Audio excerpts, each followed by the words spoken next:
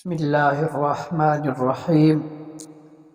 حضرت عبداللہ بن مسعود رضی اللہ تعالی عنہ سے روایت ہے کہ نبی کریم صلی اللہ علیہ وآلہ وسلم نے ارشاد فرمایا، جس کے دل میں رائی کے دانے کے برابر تکبر ہوگا وہ جنت میں نہیں جائے گا۔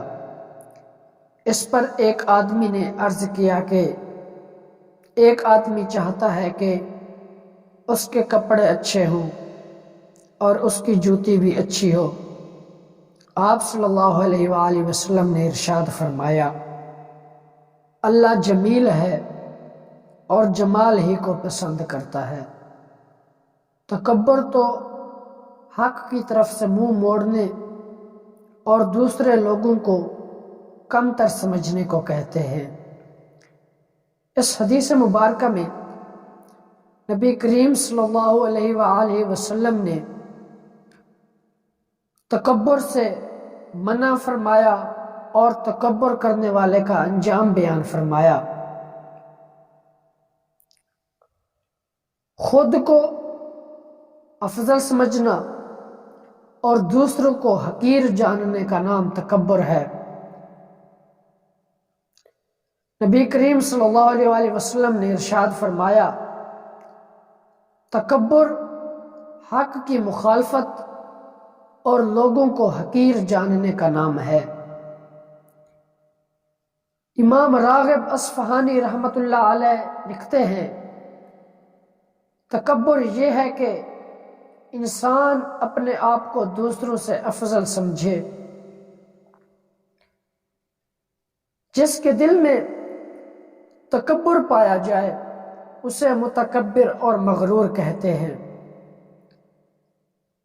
تکبر کرنے والے کے بارے میں اللہ رب العالمین نے قرآن مجید فرقان حمید میں ارشاد فرمایا،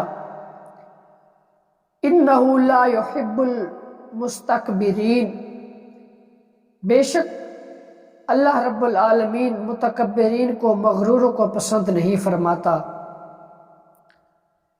ایک اور جگہ پر اللہ رب العالمین نے ارشاد فرمایا، وَلَا تَمْشِي فِي الْأَرْضِ مَرَحًا إِنَّكَ لَن تَخْرِقَ الْأَرْضَ وَلَن تَبْلُغَ الْجِبَالَ طُولًا، اور زمین میں اتراتا نہ چل، بے شک تو ہرگز زمین نہ چیر ڈالے گا اور ہرگز بلندی میں پہاڑوں کو نہ پہنچے گا۔ کافر متکبرین کے بارے میں اللہ رب العالمین نے ارشاد فرمایا، فَادْخُلُوا أَبْوَابَ جَهَنَّمَ خَالِدِينَ فِيهَا فَبِئْسَ مَثْوَى الْمُتَكَبِّرِينَ، اب جہنم کے دروازوں میں جاؤ کہ ہمیشہ اس میں رہو، تو کیا ہی برا ٹھکانہ ہے مغروروں کا۔ اللہ رب العالمین کے پیارے حبیب علیہ السلام نے ارشاد فرمایا، قیامت کے دن متکبرین کو انسانی شکلوں میں چونٹیوں کی مانند اٹھایا جائے گا، ہر جانب سے ان پر ذلت طاری ہوگی، انہیں جہنم کے بولس نامی قید خانے کی طرف ہانکا جائے گا اور بہت بڑی آگ انہیں اپنی لپیٹ میں لے کر ان پر غالب آ جائے گی۔ ان کو جہنمیوں کی پیپ پلائی جائے گی۔ جس کے دل میں حضور نے ارشاد فرمایا رائی کے دانے کے برابر بھی تکبر ہوگا وہ جنت میں داخل نہیں ہوگا۔ تکبر کی بنیادی طور پر 3 قسمیں ہیں۔ نمبر 1، اللہ رب العالمین کے مقابلے میں تکبر کرنا۔ تکبر کی یہ قسم کفر ہے، جو اس طرح کا تکبر کرے وہ کافر ہے۔ جیسے فرعون نے کہا تھا، انا ربکم الاعلی فاخذہ اللہ نکال الآخرۃ والأولی، فرعون نے کہا تھا میں تمہارا سب سے اونچا رب ہوں، تو اللہ نے اسے دنیا اور آخرت دونوں کے عذاب میں پکڑا۔ اسی طرح تکبر کی دوسری قسم اللہ رب العالمین کے رسولوں کے مقابلے میں تکبر کرنا، تکبر کی یہ قسم بھی کفر ہے، جو اس طرح کا تکبر کرے وہ بھی کافر۔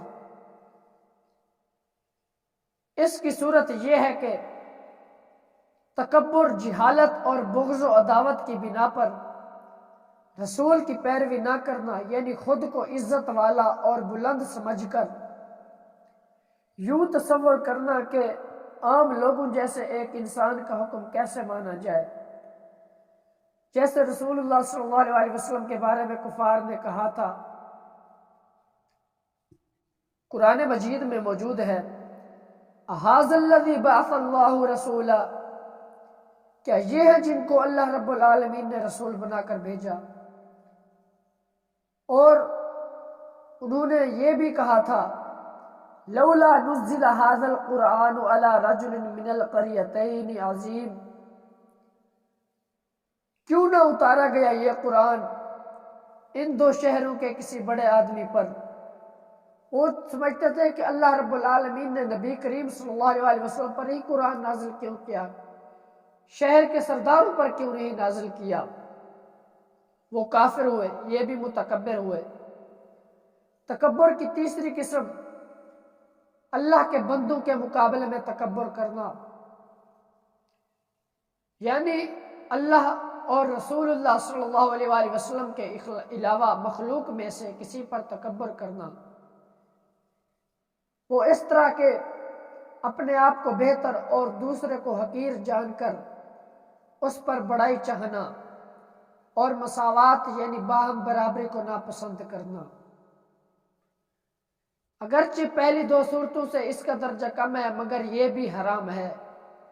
یہ بھی جس کے دل میں ذرہ برابر بھی ہوا وہ بھی جنت میں داخل نہیں ہوگا۔ حضور نے اس کے متعلق ارشاد فرمایا، پہلے دو تو کافر ہی کافر ہیں، جو بندوں کے مقابلے میں بھی تکبر کرے گا وہ بھی جنت میں داخل نہیں ہوگا۔ تکبر کی سبب کتابوں کے اندر 8 اسباب بیان کیے گئے ہیں۔ نمبر 1، تکبر کا پہلا سبب علم ہے کہ بعض اوقات انسان کثرت علم کی وجہ سے بھی تکبر کی آفت میں مبتلا ہو جاتا ہے کہ میرے پاس بڑا علم ہے، اپنے علم پر تکبر کرتا ہے۔ جب انسان کے دل میں یہ بات ہے کہ میرے پاس بڑا علم ہے، میں بڑا عالم ہوں، تو وہ شیطان ملعون کو اس کا انجام اپنے سامنے رکھے کہ شیطان نے بھی تکبر کیا تھا۔ اس نے کہا تھا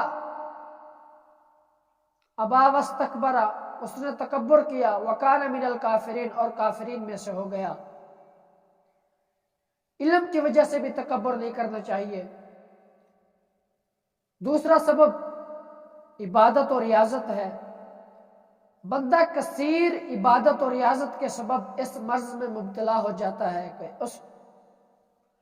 کہ وہ اپنے آپ کو تمام لوگوں سے بڑھ کر متقی پرہیزگار سمجھنے لگ جاتا ہے۔ اس کے بارے میں ایک حکایت ملتی ہے کہ حضرت شیخ سعدی رحمۃ اللہ علیہ آپ فرماتے ہیں کہ میں بچپن میں اپنے والد کے ساتھ راتوں کو اٹھ کر قرآن مجید کی تلاوت کرتا، نوافل ادا کرتا۔ ایک دن والد محترم اور میں حسب معمول عبادت میں مشغول تھے کہ ان کے قریب ہی کچھ لوگ فرش پر سو رہے تھے لوگ۔ جب شیخ سعدی نے ان کی حالت دیکھی تو اپنے والد سے کہا کہ مجھے ان لوگوں کی حالت پر افسوس ہے کہ ان سے اتنا بھی نہ ہو سکا کہ اٹھ کر تہجد کی نفل ادا کر لیتے۔ والد محترم نے ان کی یہ بات سنی تو فرمایا، بیٹا، دوسروں کو کم درجے کا خیال کرنے اور ان کی برائی کرنے سے تو بہتر تھا تو بھی نماز پڑھ کر سو جاتا۔ اب دیکھیں، بے شک آپ عبادت گزار ہیں، لیکن اپنی عبادت کی وجہ سے کسی دوسرے کو اپنی عبادت کے ساتھ نہ تشبیہ دیں، نہ مقابلہ کریں۔ تیسری وجہ سبب، تکبر کا تیسرا سبب مال اور دولت ہے، یعنی جس بندے کے پاس کار ہو، بنگلہ ہو، بینک بیلنس ہو، اس کے کام کاج کے لیے نوکر ہو، بعض اوقات وہ بھی تکبر کرنے لگ جاتا ہے۔ اس کا علاج کہتے ہیں کہ جب یہ بات انسان کے ذہن میں آئے کہ میں بڑا آدمی ہوں، میرے پاس بینک بیلنس ہے، میرے پاس گاڑی ہے، تو وہ اس بات کو اپنے ذہن میں رکھے کہ جس دن مجھے موت آنی ہے یہ سارا کا سارا ادھر ہی رہ جائے گا، کچھ بھی ساتھ نہیں جائے گا۔ جب یہ بات انسان کے ذہن میں آئے گی تو وہ تکبر نہیں کرے گا۔ چوتھا سبب، تکبر کا چوتھا سبب حسب و نسب ہے کہ بندہ اپنے آباء و اجداد کے بل بوتے پر اکڑتا اور دوسروں کو حقیر جانتا ہے کہ میرا حسب نسب اعلیٰ ہے، میرا آباء و اجداد، میرے آباء و اجداد نے یہ کارنامے سر انجام دیے تھے۔ حضور صلی اللہ علیہ وسلم نے فرمایا کہ جو لوگ اپنے فوت شدہ آباء و اجداد پر فخر کرتے ہیں ان کے لیے جہالت کی وعید ہے۔ حضور صلی اللہ علیہ وسلم نے ارشاد فرمایا، اپنے فوت شدہ آباء و اجداد پر فخر کرنے والی قوموں کو باز آ جانا چاہیے، کیونکہ وہی جہنم کا کوئلہ ہے، یا وہ قومیں اللہ کے نزدیک گندگی کے ان کیڑوں سے بھی حقیر ہو جائیں گی جو اپنی ناک سے گندگی کو کریدتے ہیں۔ اگر فخر کرے انسان تو صرف ایک بات کے اوپر کہ میں نبی کریم صلی اللہ علیہ وآلہ وسلم کا امتی ہوں۔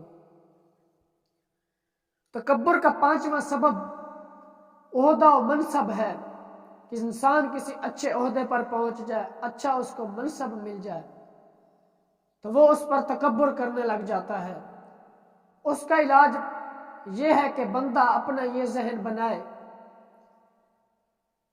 کہ یہ دنیا فانی ہے، اس پر فخر کرنا نادانی ہے، کہ جتنا میں اس پر فخر کرتا رہوں لیکن ایک نہ ایک دن مجھے مر تو جانا ہے۔ یہ عزت، یہ عہدہ، یہ منصب کب تک ساتھ دیں گے؟ اگر یہی عہدہ مجھ سے چھن جائے تو پھر کیا حال ہوگا؟ لوگوں کے ساتھ اگر اسی عہدے پر بیٹھتے ہوئے اکڑ کے بات کرے، کل کو جب عہدہ انسان سے چھن جائے تو لوگوں کے سامنے کیا منہ دکھائے گا؟ اس لیے عہدے اور منصب کی وجہ سے بھی تکبر نہیں کرنا چاہیے، یہ بھی سبب آتا ہے۔ چھٹا سبب کامیابی و کامرانی ہے، یعنی اگر اللہ رب العالمین نے آپ کو کسی کام کے اندر کامیابی عطا کی تو جو ناکام لوگ ہیں ان کو اپنے سے حقیر نہ سمجھو، بلکہ انسان کے ذہن میں یہ خیال آنا چاہیے کہ وقت ایک جیسا نہیں رہتا۔ اکثر اوقات، بسا اوقات جو لوگ عزت و شہرت کی بلندی پر ہوتے ہیں، کامیابی و کامرانی پر، کبھی کبھار ان کو واپس پستی میں بھی آنا پڑتا ہے۔ ہر کمال کو زوال ہے، کامیابی پر اللہ رب العالمین کا شکر ادا کرنا چاہیے، نہ کہ اسے اپنا کمال تصور کرتے ہوئے دوسروں کو حقارت کی نظر سے دیکھے۔ ساتواں سبب تکبر کا حسن و جمال ہے کہ بندہ اپنے ظاہری حسن و جمال کے سبب تکبر میں مبتلا ہو جائے۔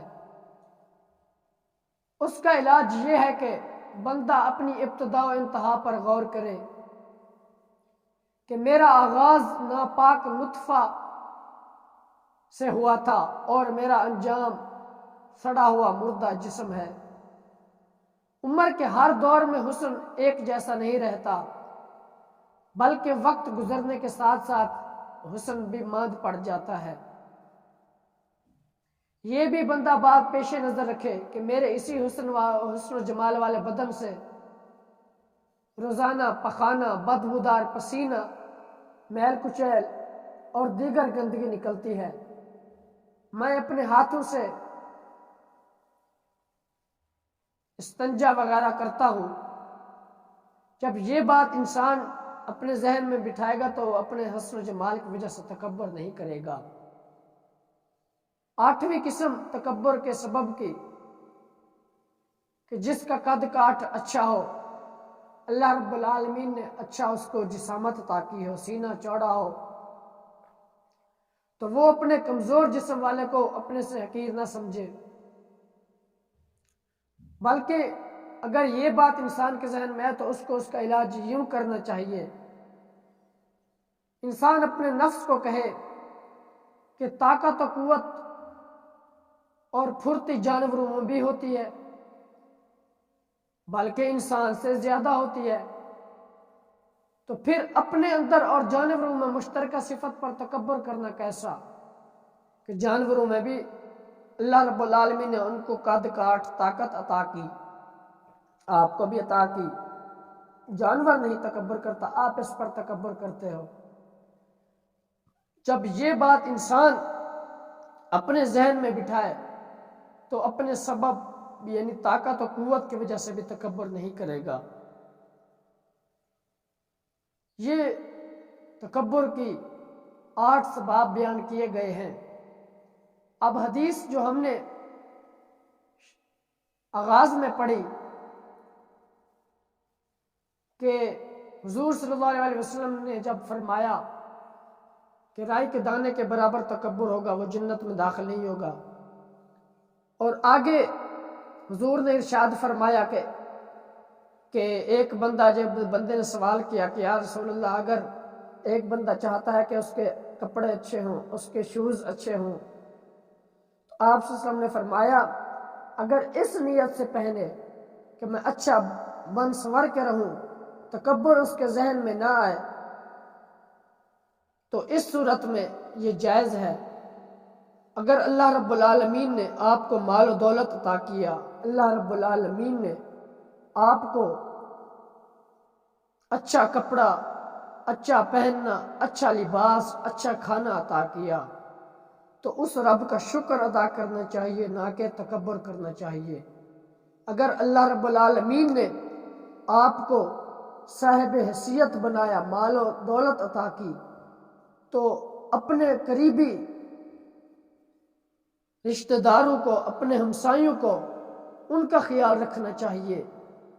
اگر آپ اچھے لباس پہنتے ہیں، اچھا کھانا کھاتے ہیں، تو اپنے ہمسایوں کو بھی اچھا کھانا کھلاؤ، کیونکہ جب اگر آپ کے گھر سے اچھے کھانے کی خوشبو اٹھ کر ان کے گھر میں جائے، ان کے دل کے اندر خیال آ سکتا ہے کہ کاش ہمارے پاس بھی مال و دولت ہوتا، ہم بھی اسی طرح اچھا کھانا کھا لیتے۔